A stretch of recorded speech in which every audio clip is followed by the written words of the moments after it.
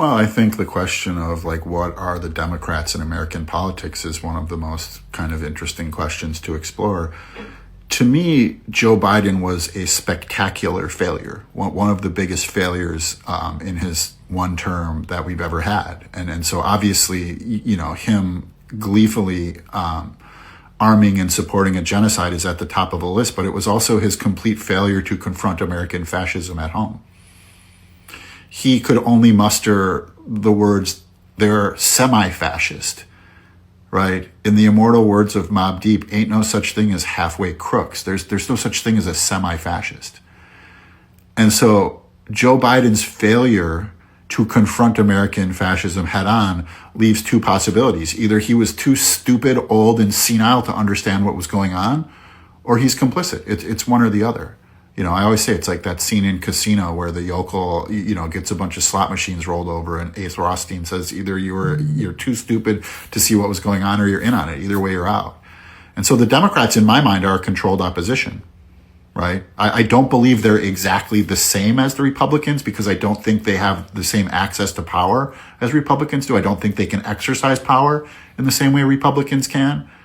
But I don't think they're interested in being actual resistance to fascism because American fascism is rooted in capitalism, right? It's rooted in economic colonization, right? Just as much as it is in kind of war and physicality.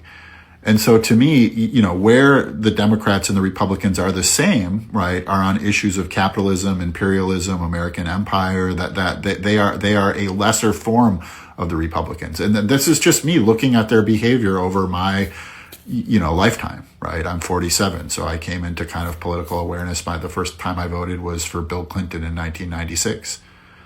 And I've just watched them morph into Republicans, basically. As Republicans have morphed into outright fascists, Democrats have morphed into old school conservative Republicans, right? And that there is no actual left in this country of any political consequence, that the Democrats are the left of the right wing, right? Capitalism is a right wing economic philosophy, also a way of life. Capitalism, at least in our minds, it's a thought structure, it's a cultural structure, it's far more than simply an economic structure.